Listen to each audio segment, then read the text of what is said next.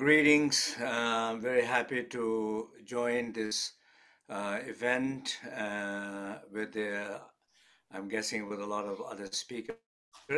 So my name is Tenzin Wangyal. I am Tibetan Lama from Burn tradition, born in India and history most of my early life, and later coming to the West last over 30 years traveling and teaching in the West. So I'm very happy here. So today's topic, I wanted to just talk a little bit about, way the world is going, the war, or now every country is very fearful, increasing enormous amount of defense budget, uncertainty, food prices are raising, and a lot of challenges that we are facing in the world.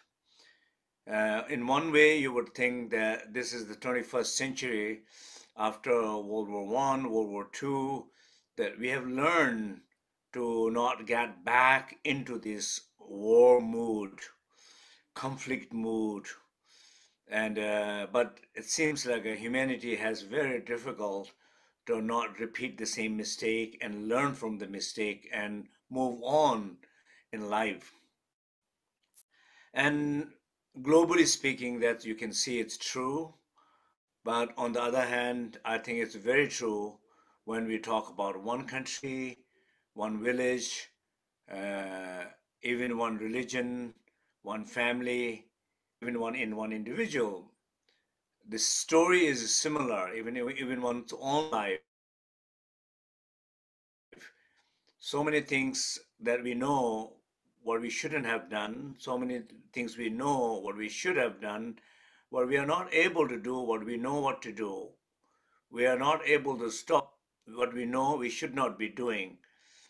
And collectively, a lot of sense of disharmony and damages bringing to the earth, the environment, human race.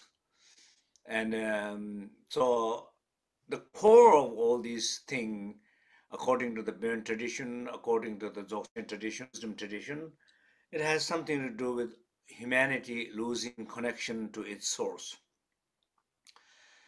There's so many lost souls, lost people, and we are continuously keep losing more people from our source, our truth, from ourself, from each other, to the nature.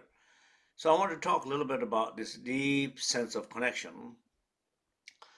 For example, even if in a bigger organism or even a smaller sense, that if you look at it in yourself, your health, whatever the condition of your health, um, not able to breathe well, not able to relax, not able to enjoy life, not able to connect with each other, not able to nourish from the nature.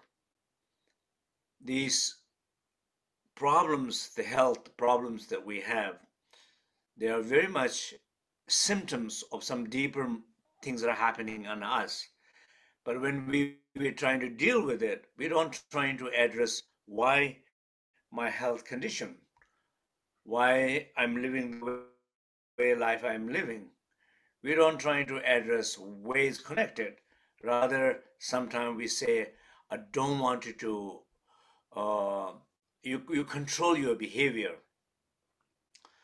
So controlling symptoms or chopping out symptoms, like doing operation and like that, cutting it out, putting, getting rid of something in our bodies, it's not resolving the problem. If we really wanted to resolve problem like health issue, is to trace back. There's a lot of underlying emotions. There's a lot of underlying disconnected energy fields in our body. We're not connected. So these emotion, this chi, this prana, this lung, you can call different things, they're all affecting us. Like anxiety, a depression, loneliness, sense of isolation, which is big problem during pandemic. But this problem was always there. It surfaced more during pandemic because instead of feeling isolated in the midst of so many people, feeling lonely in a big office, feeling lonely in a big apartment complex, feeling lonely in a big family, feeling lonely living with somebody, that was always there. But during pandemic, it surfaced more because you have to lock down in your own little home. So, so these emotions are always very active, 24/7, day and night. It's always there. But we don't address that. We think, what's the problem with my health? I need to go to the doctor. I need to do the operation. I need to change something in the symptom. We don't address it's connected with our way of our thinking. It's connected to this field of emotion, destructive emotions, that which is activated all the time. So if you trace back to this emotion, then you can see, wow, 24/7, I feel this loneliness, and this loneliness has been eating me up, draining me down. Why it's happening? Why I did not recognize? Why I'm paying so much attention in a matter, in a physical manifestation of it? Why I'm not? Why I lack to addressing the source of it?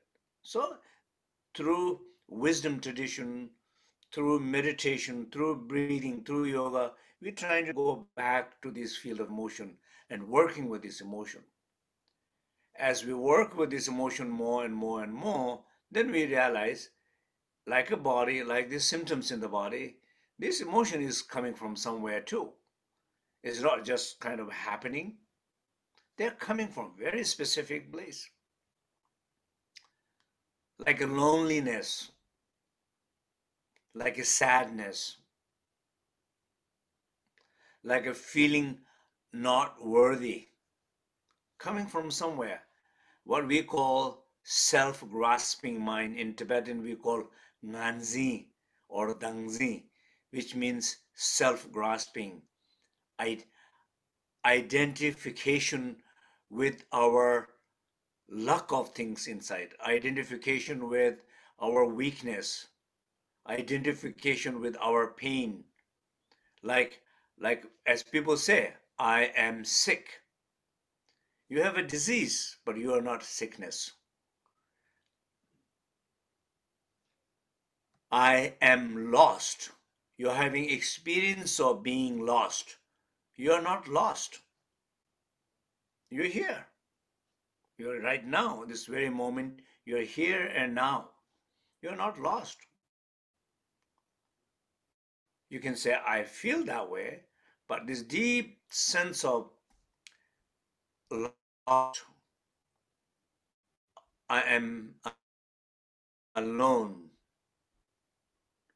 I am isolated, I am sad, I am sick, I am.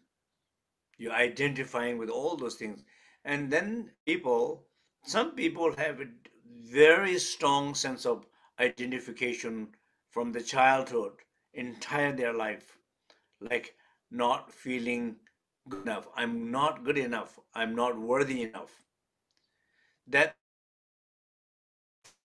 simple like that, not good enough, I'm not worthy enough, it affects entire your field of emotion.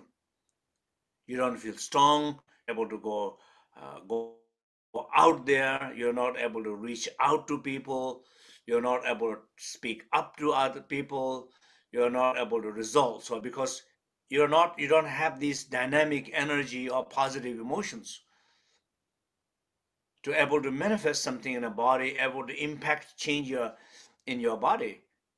Because your identity, like they say in multiple personality, as a diagnosed, people who are multiple personality, when one personality, like say Susan, when Susan comes up, Susan does not have allergic with apple. or Susan does not, the insulin is not, medicine is not working to Susan because Susan is not sick. But the John comes out in the same body, then the medicine is working, or then John has allergy to the apple. So in same body, one identity working, another identity manifestation, medicine is not working in the same physical body. What does that tell us? That tells us that identification is the key, the root of whole structure of biological change. The whole influences our health. Identification has something to do with everything. But usually in the West, sometimes when for diagnosing DID, identity disorder or multiple personality, we talk about these things. But ordinary like ourselves, we don't talk about these things. We think we are normal. But we have the same issue. Whatever deep inside your identification is, it's influencing, it producing all these destructive emotions when it's wrong identity, or not a good identity. And these destructive emotion lives so much in ourselves. It drains so much energy in your body, like a loneliness, like anger, like a hatred, depression. And these destructive emotion, it slowly eating up all the vitality of our body. So if you want to address this issue in your body, you have to address these issues in the field of emotion. If you want to address this field of emotion, you have to address back to what identity is producing it. So, and what all these experiences is coming out of simple one thing, a lack of connection. Because pain identity is the most important thing. What happened to the pain identity, and what is happening to the pain identity, it has lost the connection to itself. We have lost connection to ourselves. We have lost connection to the soul, to the source. So when we are lost, no matter what we do out there, it's very difficult to impact the world. Like let's look at global issues like right now, what's happening, all these kind of negotiation, peace talks, trying to resolve conflict, trying to bring more peace and harmony, and wealth in the world. And every time you see whenever the leaders come together, and collective pain identity, each leader coming with their own pain identity, which is normal. But when they come to a collective place, they're not able to shift anything from that, their innate pain identity. Only thing what pain identity wants for their own gain, then that is what is brought in a collective place. They're not able to see what is better for the world, bigger picture. What is better things to happen this in this global community? What is better to happen between these two countries? What is better things to happen in this family? Not only me and you or two siblings, but entire family. What I can sacrifice in order to bring a harmony in this entire family, which is I'm part of it. What I can sacrifice, the leader, the big leader should do that. What I can sacrifice, what we can sacrifice, that there's a global peace, there's a global harmony, which I'm part of it, or our country is part of it. When any leader able to think from that bigger place, a collective place, there's more impact in the society, in the community, in the family. So I think that's a very important part of something sense of like a decision making process that so important that we really recognize the core problem is we all have lost lost the connection to ourself, lost the connection with each other, lost the connection to the environment and the nature. This losing connection is bringing a lot of disharmony in my own body, my own field of energy, bringing the disharmony in my own family, in my own country, and disharmony in the collective global world because it comes from that disconnection. So I hope that the work that what we needed to do in order to work in a in a very big collective place, global issues, I hope that every leader, every individual work with themselves and find their own connection to their source and themselves, and then bring that some deep wisdom from that connection to themselves and the nature, and bring that connection, that wisdom to the rest of the world. Thank you very much. Many blessings and love to all of you.